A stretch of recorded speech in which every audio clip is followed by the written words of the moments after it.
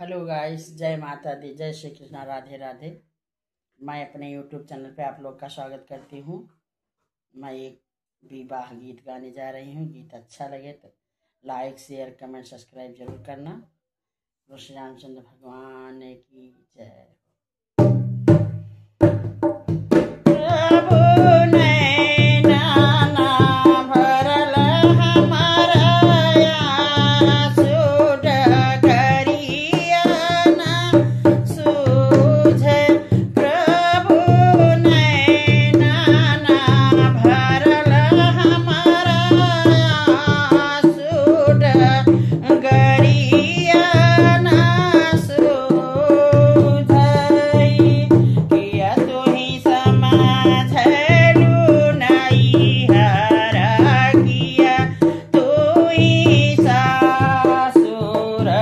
धाना